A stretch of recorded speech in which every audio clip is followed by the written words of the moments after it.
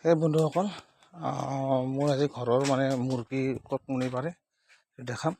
চাওকচোন মই গছৰ ওপৰত বনাই দিছোঁ, এইটো চিৰি ৰাখিছোঁ এনেকুৱাকৈ উঠি যোৱা এই ৱালতো দিছোঁ। এনে গছতে থাকেই দেখিছেনে, আম গছত কি ধুনীয়া বাঁহ বনাই দিছোঁ মই আম গছত। এইয়া দেখিছে, দেখিবলৈ খুব ধুনীয়া আহিছে। আম গছত মই বাঁহ বনাই দিছোঁ। সিহঁতে তাৰমানে আম গছতে থাকে।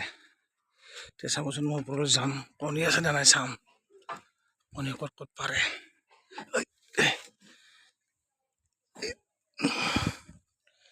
এই দেখিছেনে, সেইয়া কণী কণী আম গছত কণী আনিব লাগিব।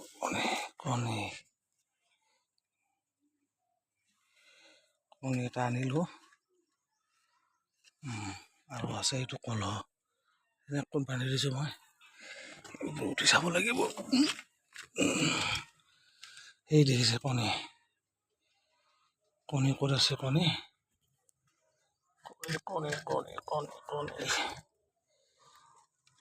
আপোনালোকে এনেকৈ পুহিব পাৰিব।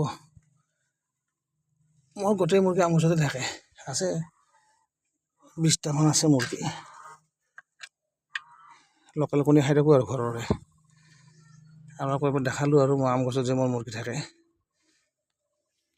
এটা কণী থৈ দিছোঁ। এই দেখিছেনে কি ধুনীয়া বাঁহ, মইতো চিৰি বনাই দিছোঁ এনেকৈ। আৰু এইকেইটাও আছে, ইয়াত পৰা নাই, কণী ৱালতে দিছোঁ। সেইটো আম গছত দেখিছেনে।